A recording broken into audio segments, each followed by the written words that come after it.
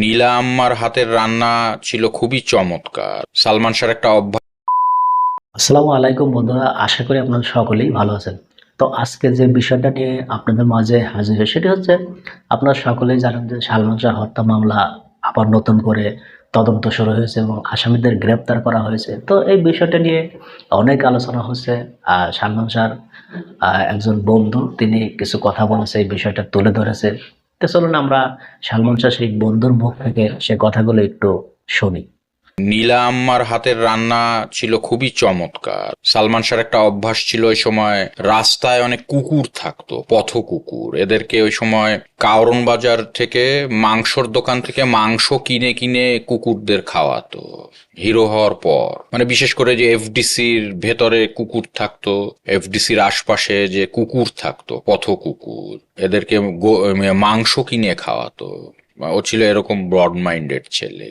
আপনাদের আড্ডায় নরমালি কি দুষ্টামি তো খুব মজা করতেন? হ্যাঁ, আমরা সবাই ওই সময় মজা করতাম, দুষ্টু ছিলাম, দুষ্টু প্রকৃতির ছিলাম। আমরা আমরা ছিলাম এমন। কোনো দুষ্টামির কথা কি বলা যাবে আজকে? ওই সময় রেসিং সাইকেলের একটা চল এসেছিল, তো আমরা ম্যাক্সিমাম ফ্রেন্ডরা রেসিং সাইকেল কিনেছিলাম। তো রেসিং সাইকেল মানে এটা ওই সময় কিন্তু হিরো হয়নি, হিরো হওয়ারও অনেক আগের ঘটনা। তো রেসিং সাইকেল চালাতে চালাতে আমরা গাজীপুর চলে গিয়েছিলাম। ঢাকা থেকে? হ্যাঁ হ্যাঁ, ও মাই গড। গাজীপুর চলে গিয়েছিলাম। গাজীপুর ন্যাশনাল পার্ক, যেটা ওটা ওই সময় কিন্তু ফিল্মের শুটিং স্পট ছিল।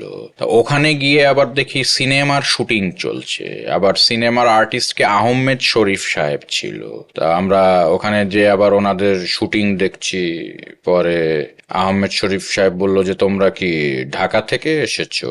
আমরা বললাম যে হ্যাঁ। তারপরে ওনাদের তখনও মানে আহমেদ শরীফ সাহেব তো তখন সালমান শাহকে চেনে না, তখন কেউ বুঝতেও পারেনি যে এই ছেলেটাই একসময় এই দেশের একজন মহানায়ক হবে। এবং সালমান শাহর প্রথম যে সিনেমাটা কেয়ামত থেকে কেয়ামত, ওই মুভিতে কিন্তু আহমেদ শরীফ সাহেবও অভিনয় করেছিল। কিন্তু আমি যে সময়কার ঘটনাটা বলছি, ওই সময় আহমেদ শরীফ সাহেবও জানতো না যে এই ছেলের সাথেই তার একসময় সিনেমায় অভিনয় করা হবে। তো এই স্মৃতিটা খুব মনে পড়ে। সেই সাইকেল চালিয়ে আমরা প্রায় 12-13 জন ফ্রেন্ড মিলে গাজীপুর চলে গিয়েছি। সালমান শাহর তো বিভিন্ন ধরনের পাগলামি ছিল। উনি কখনো গাড়ি জোরে চালাতেন, কখনো হুটহাট করে বিভিন্ন জায়গায় চলে যেতেন। আপনার সাথে কোনো ঘটনা আছে এরকম? আমার সাথে রাস্তায় দেখা, মানে এটা বলছি ওর হিরো হওয়ার পর। হিরো হওয়ার পর ওর তখন মানে মানে খুব কাটতি, কিন্তু তখন মানে ধরেন 4-5টা মুভি করা হয়ে গিয়েছে। রাস্তায় হঠাৎ দেখা, সে গাড়ি থামালো, বলল যে ওঠো। আমি বললাম কোথায় যাব? বলল যে সিলেট যাব। তো ওর সাথে ওই প্রথম ওদের বাড়ি, সিলেটের যে বাড়ি, ওখানে গেলাম। গিয়ে ওখানে আমরা একদিন এক রাত থেকে আবার চলে আসছি। যে সালমান শাহর মায়ের হাতের অনেকবার রান্না খেয়েছেন, কেমন রান্না সেই স্মৃতিটা একটু। সালমান শাহর বাসায় আমাদের ফ্রেন্ড সার্কেলদের মধ্যে মানে আমরা ওই সময় জুনিয়র সিনিয়র সব একসাথেই চলতাম। ফ্রেন্ড সার্কেলের মধ্যে জুনিয়র সিনিয়র যারা ছিল, ওদের গ্রিন রোডের যে বাসায় ওরা থাকতো, ওখানে ওর মার হাতের রান্না আমাদের সার্কেলের সবাই খেয়েছে।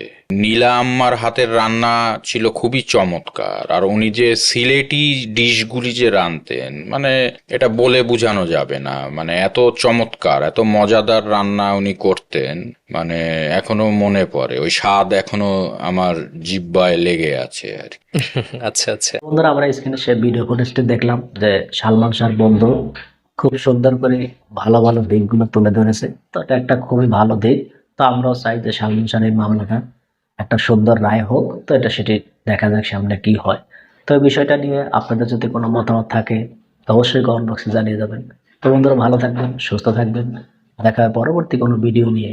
সে পর্যন্ত ভালো থাকুন। আল্লাহ হাফেজ।